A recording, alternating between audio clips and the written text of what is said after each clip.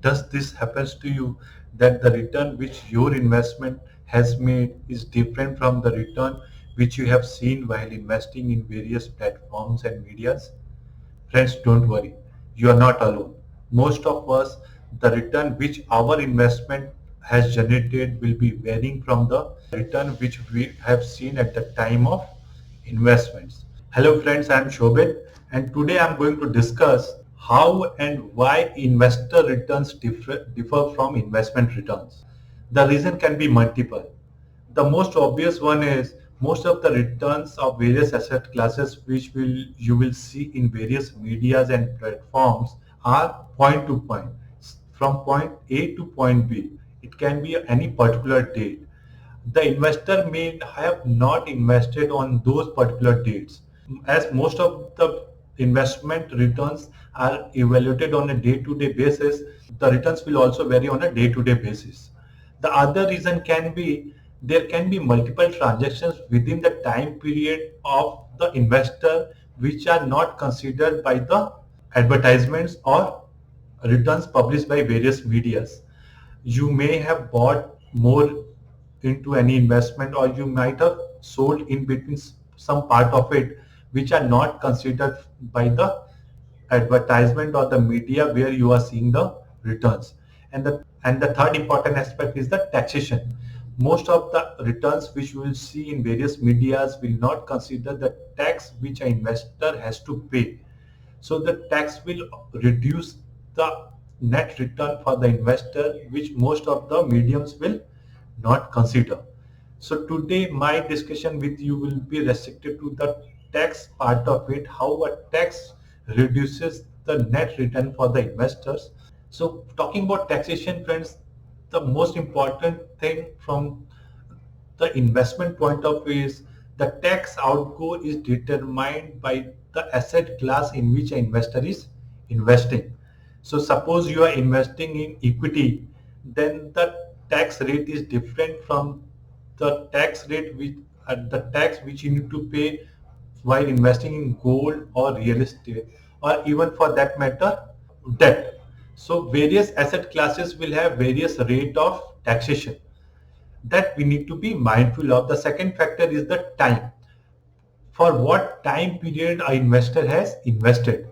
So suppose you invested for more than 3 years in a real estate. In case you have bought some property today and sold after 2 years, the rate at which you need to will be different than in case you have sold before 2 years. In the same way for debt or gold investments, in case you have sold the investment after 3 years, then the rate will be different from the rate in case you have sold before 3 years.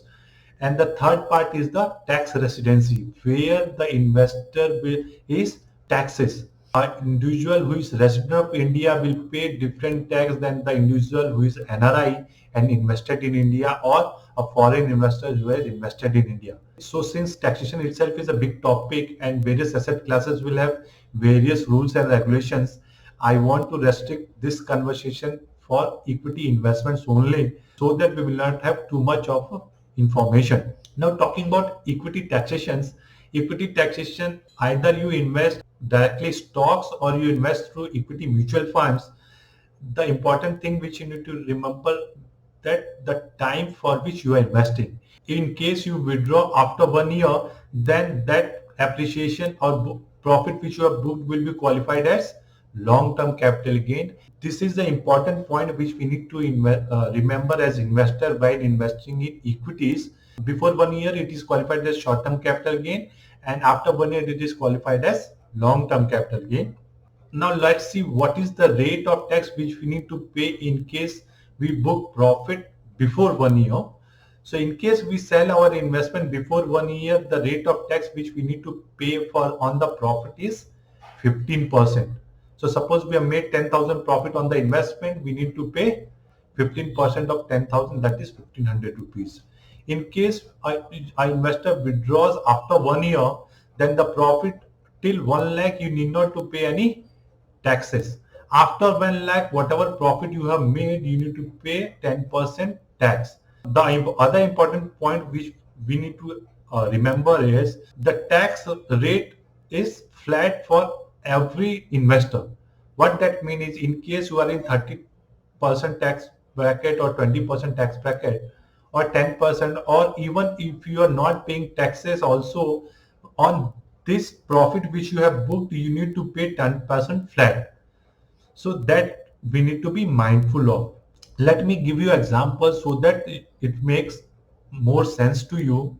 So in this example, suppose the investor has invested on 1st of June 2015 rupees 1 lakh, and he has withdrawn before 1 year, that is on April 2016.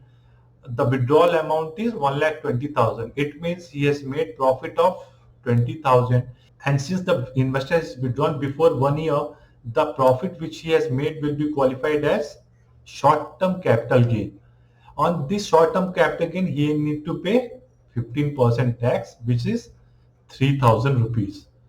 Friends, another important thing which we need to remember is there is no TDS for the investment which a investor make in mutual funds or equities. The tax which has arise because of the investment, where investor has to pay themselves while filing the returns. Now let's take other examples. Suppose the investor has withdrawn the investment in June 2020, that is after 5 years of investments. The investment has been for more than a year. The profit, whatever he will accumulate, will be qualified as long-term capital gain. In case the customer has withdrawn the money and the amount of money which he has withdrawn is 2 lakhs, that means he has made 1 lakh of profit.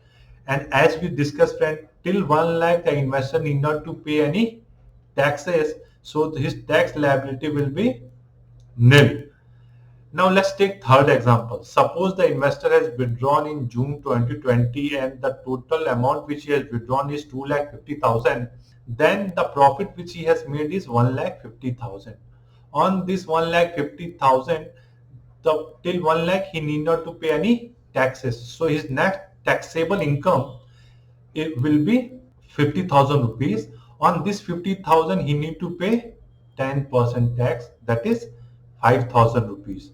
So this is the overall taxation which an investor has to pay on his equity investments. Same way the other asset classes will have other taxation rules. Let me again recap whatever we have discussed. The investor return will always vary compared to investment returns, and one of the factors is the taxation which, or the tax which an investor has to pay on the profit which he has made in various asset classes. So one has to be very mindful of which asset class an investor is choosing to invest.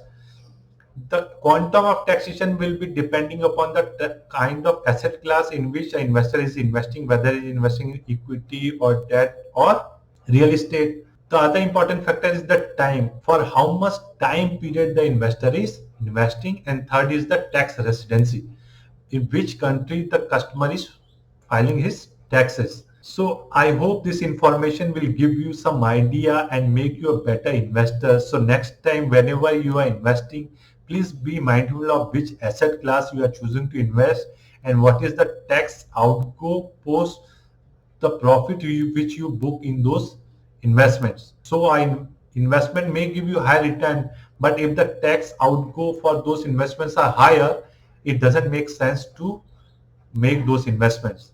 I hope this information has given you some fresh perspective of investing in various asset classes. In case you like this information, do consider sharing with your family and friends, and do comment below your feedbacks, or in case you want me to discuss my perspective on those topics. Thanks for watching. I love sharing with you.